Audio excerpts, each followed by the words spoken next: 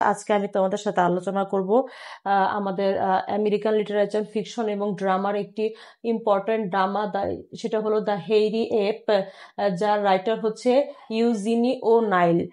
Eugenie ও Nile এই কবিতাটি এই ড্রামাটি লিখেছেন এবং এই ড্রামার আমরা প্রিভিয়াস ভিডিওতে এই ড্রামার ক্যারেক্টার লিস্ট নিয়ে আলোচনা করেছিলাম, ক্যারেক্টার লিস্ট অ্যানালাইসিস করেছিলাম।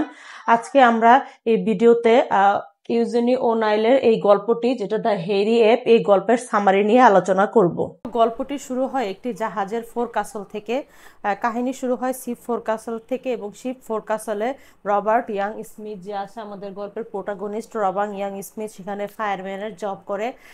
জাহাজের ফোরকাসলে মেনলি স্টকার্সরা থাকে, যারা কয়লার মাধ্যমে ইঞ্জিন চালিত করে জাহাজটা চালায়, তাদেরকেই বলা হয় স্টকার্স বা ফায়ারম্যান। রবার্ট ইয়াং স্মিথ ছিল সে ফায়ারম্যান।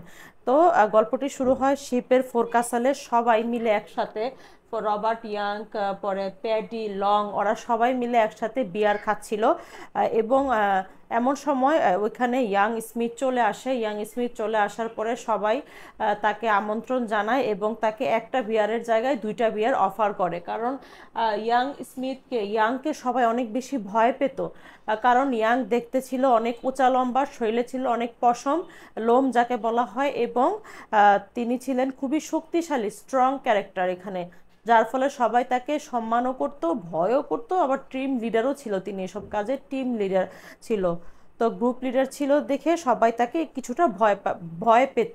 তো এমন সময় এখানে গান গাওয়া শুরু হয় এবং বাইরের জগৎ নিয়ে অনেক কিছু আলোচনা করা হয়। তাহলে এখানে আমরা পাবো ওল্ড ম্যান পেডিকে এবং লংকে। ওল্ড ম্যান পেডি তখন বলতে থাকে যে আমাদের এই ফোরকাসেলটা, শিপের এই ফোরকাসেলটা একটা হেলের থেকে কম নয়, একটা জাহান্নামের নরকের মতো আমরা এখানে বসবাস করছি। তিনি বুঝতে চেয়েছেন যে আপার ক্লাস সোসাইটির লোকরা লোয়ার ক্লাস সোসাইটির মানুষদের যে জুলুম করে, তাদের উপরে কি পরিমাণ পরিশ্রম করায়, বিনিময়ে খুব কম পারিশ্রমিক দেয় সেই ব্যাপারে তিনি এই কথাটা বলেছেন। পেডি হলো একজন ওল্ড ইয়াং ম্যান। তো পেডি তার বাইরের জগতের বিভিন্ন এক্সপিরিয়েন্স সম্পর্কে আলোচনা করে এবং ঘটনা বলতে থাকে। এমন সময় আরও একজন উঠে ঘটনা বলতে থাকে তার বাইরের জগতের। এমন সময় ইয়াং খুব রেগে যায় এবং ইয়াং রেগে যেয়ে ওই লোকটিকে থামানোর চেষ্টা করে এবং লোকটিকে বাদ দিয়ে তিনি প্যাডির সাথে বা লংয়ের সাথে কথা বলতে শুরু করে। লংও তখন তার বাইরের জগতের সম্পর্কে অনেক কিছু আলোচনা করতে থাকে, অনেক কিছু স্মৃতিচারণা করতে থাকে তারা। যেটা হয় আমরা সেকেন্ড সিনে দেখবো যে মিলডার্ট যে থাকে, সে তার আন্টির সাথে সেই শিপের ছাদে বসে কথা বলছে। এখন মিলডার্ট ডগলাস মেয়েটি বিভিন্ন ইন্টারন্যাশনালি বিভিন্ন জায়গায় গিয়ে গরিবদের সাহায্য করে। তো ওর আন্ট তাকে বলছিল যে তুমি জায়গায় জায়গায় গিয়ে গরিবদের ইন্টারন্যাশনালি সাহায্য করো কেন, তুমি তো চাইলে এক জায়গায় কাজটি সম্পন্ন করতে পারো। আবার তুমি যখন ওদেরকে সাহায্য করো তখন তুমি ওদেরকে কেন এটা ফিল করাও যে এটা ওরা গরিব, এটা ফিল করাও কেন, এটা ফিল তুমি করবে না, এরকম কিছু কথা বলে। এবং ওইখানে সেকেন্ড ইঞ্জিনিয়ার নামে একজন লোক আসে যে তাদেরকে ফরকাসেলে বা স্টকার্স হলে নিয়ে যাবে। সো সেকেন্ড ইঞ্জিনিয়ারের জন্য তারা অপেক্ষা করতে থাকে। তারপর সেকেন্ড ইঞ্জিনিয়ার চলে আসার পরে তারা নিচে স্টকার্স হলে চলে যায়। সেখানে গিয়ে সে ইয়াং স্মিথকে দেখে। ডগলাস ইয়াং স্মিথকে দেখার পরে ইয়াং স্মিথের শরীর, স্বাস্থ্য, পশমযুক্ত শরীর দেখে, লোম দেখে শরীরের, সে বলে, তাকে খুবই একটা বাজে কমেন্ট করে যে ইউ ফিল দি বিস্ট বলে সে সাথে সাথে অজ্ঞান হয়ে যায় তাকে দেখে। এটা শোনার পরে ইয়াং স্মিথ খুব বেশি রাগান্বিত হয়ে যায় এবং সে রাগান্বিত হয়ে যাওয়ার পরে সে স্টকার্স হলের দরজার মধ্যে গিয়ে বাড়ি দেওয়া শুরু করতে থাকে। এমন সময় সব ওয়ার্কার্সরা জমা হয় এবং ওয়ার্কার্সরা জমা হয়ে তাকে সবাই শান্ত করে এবং তার রাগ কমানোর চেষ্টা করে। ইয়াং তার আপার ক্লাস সোসাইটির লোকদের খুব ঘৃণা করতে থাকে। তারা লোয়ার ক্লাস মানুষরা, যে আপার ক্লাসরা অনেক বেশি জালেম, তারা আপার ক্লাসের মানুষরা এবং তারা মাজলুমের মতো অনেক কষ্ট করে যাচ্ছে, এই জিনিসগুলো ইয়াংকে খুব বেশি ভাবায়। এমন সময় পেডি এসে তাকে বলতে থাকে যে ইয়াং, তোমাকে ডগলাস ফিল দি হেয়ারি অ্যাপ বলা হয়েছে, ফিল দি বিস্ট বা তোমাকে হেয়ারি অ্যাপ বলা হয়েছে। এটা শুনে সে রাগান্বিত হয়েই তার প্রতি, আপার ক্লাস সোসাইটির প্রতি তার ঘৃণা চলে আসে এবং ডগলাসকে সেখান থেকে তাড়াহুড়ো করে নিয়ে যাওয়া হয়। তারপরে এখানে 4টা সিন শেষ হয়ে যায়। তারপরের সিনে আমরা দেখতে পাচ্ছি লং নামে যে ছেলেটা ছিল ওয়ার্কার, সে সে ইয়াংকে একটি 5th এভিনিউ নামে প্লেস আছে নিউ ইয়র্ক সিটিতে, সেখানে নিয়ে যায়। সেখানে নিয়ে যাওয়ার পরে লং তাকে বলতে থাকে যে দেখো এখানে সব আপার ক্লাস সোসাইটির মানুষ আছে, আপার ক্লাস সোসাইটির মানুষ এরা কখনোই আমাদেরকে পাত্তা দিবে না, এরা অনেক স্বার্থপর হয়, এরা লোয়ার ক্লাস মানুষদের কখনো গণাই ধরে না।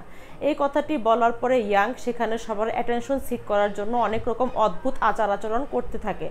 তখন ইয়াং ওইখানে জেলে যায় এবং জেলে যাওয়ার পরে জেলে সে 1 মাস থাকে। জেলে 1 মাস থাকার সময় জেলের অন্যান্য যারা জেলে তার সাথে থাকে তাদের কাছে তার ব্যক্তিগত জীবনের এসব সমস্যার ব্যাপারে সমাধান চায়। সমস্যার ব্যাপারে সমাধান চাওয়ার পরে জেলের লোকরা বলে যে মিল্ডার ডগলাসের যে বাবা, মিল্ডার ডগলাসের বাবা অনেক বড় একজন শিল্পপতি, তুমি যদি প্রতিশোধ নিতে চাও তোমার এই আচরণের জন্য তাহলে তুমি তার কোম্পানিতে জয়েন করো। IWW তার কোম্পানির নাম, international workers of the world, যে কোম্পানিতে তুমি জব নিয়ে সেখানে গিয়ে তোমার এই অপমানের বদলা নেও, এরকম একটি কথা বলতে থাকে। এবং এটাও বলতে থাকে এখানে যেই ঘরগুলো আসামির ঘরগুলো রয়েছে জেলে, প্রত্যেকটি তার স্টিলের ব্যবসা আছে ডগলাসের বাবার।